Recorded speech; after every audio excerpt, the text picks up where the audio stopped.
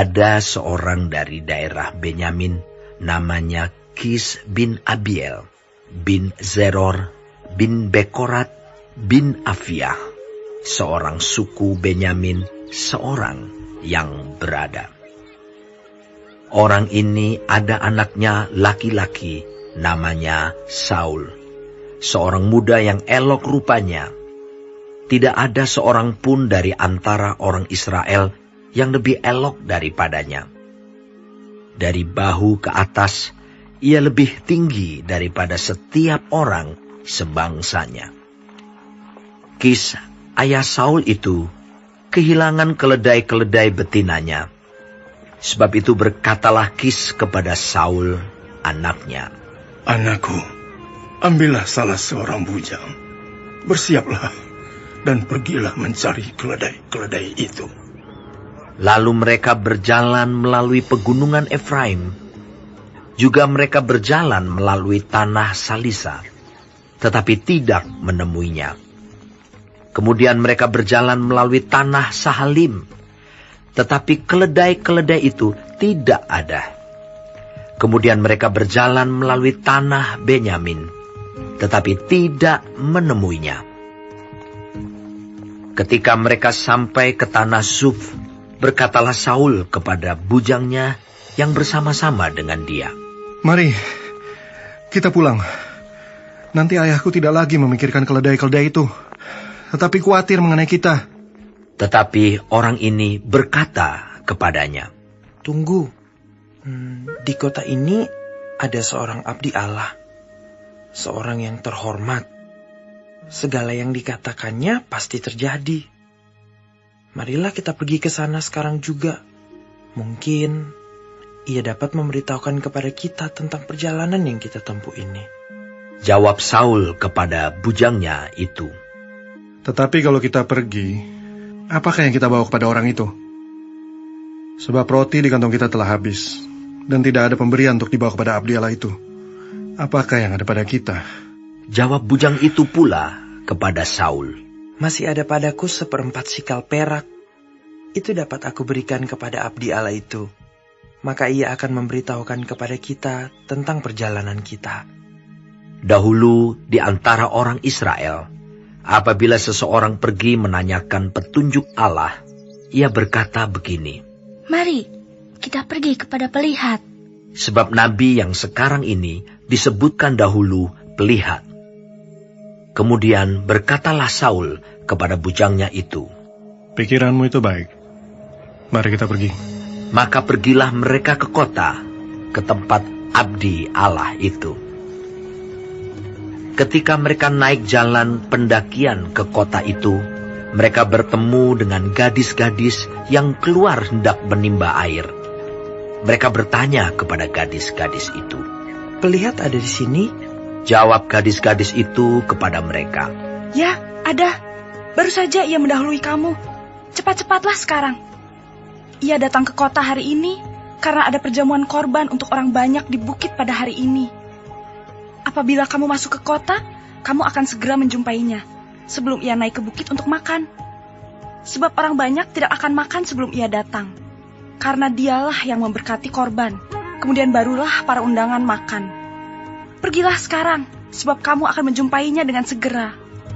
Maka naiklah mereka ke kota, dan ketika mereka masuk kota, Samuel yang berjalan keluar untuk naik ke bukit berpapasan dengan mereka.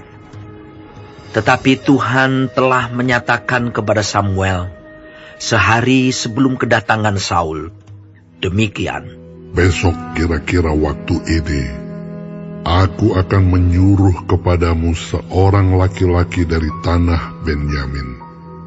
Engkau akan mengurapi dia menjadi raja atas umatku Israel, dan ia akan menyelamatkan umatku dari tangan orang Filistin. Sebab aku telah memperhatikan sengsara umatku itu, karena teriakannya telah sampai kepadaku." Ketika Samuel melihat Saul, maka berfirmanlah Tuhan kepadanya, "Inilah orang yang kusebutkan kepadamu itu. orang ini akan memegang tampuk pemerintahan atas umatku.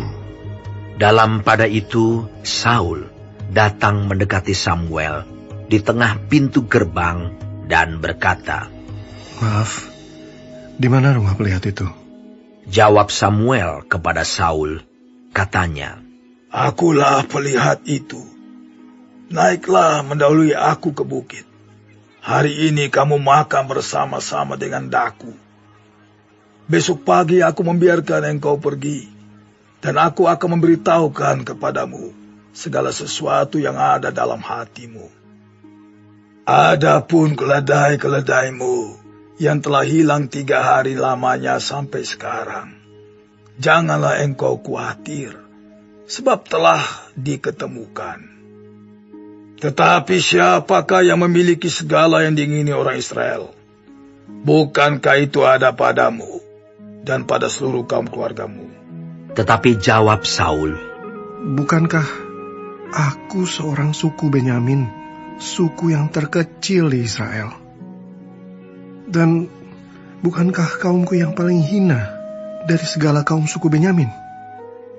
Mengapa Bapa berkata demikian kepadaku? Sesudah itu Samuel mengajak Saul dan bujangnya. Dibawanya ke pendopo dan diberikannya kepada mereka tempat utama di depan para undangan, yang banyaknya kira-kira 30 orang. Berkatalah Samuel kepada juru masak, Berikanlah sekarang bagian yang diberikan kepadamu tadi, dengan pesan, simpanlah ini dahulu. Lalu juru masak itu menghidangkan paha dan apa yang termasuk ke situ, dan meletakkannya ke depan Saul. Dan Samuel berkata, Lihat, yang tinggal ini diletakkan ke depanmu. Makanlah, sebab telah disimpan bagimu untuk perayaan ini. Ketika aku berkata, aku telah mengundang orang banyak. Demikianlah pada hari itu, Saul makan bersama-sama dengan Samuel. Sesudah itu, turunlah mereka dari bukit ke kota. Dan Samuel bercakap-cakap dengan Saul di atas sotoh.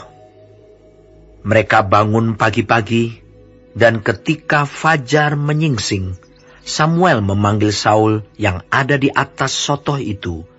Katanya, Bangunlah! Aku akan mengantarkan engkau.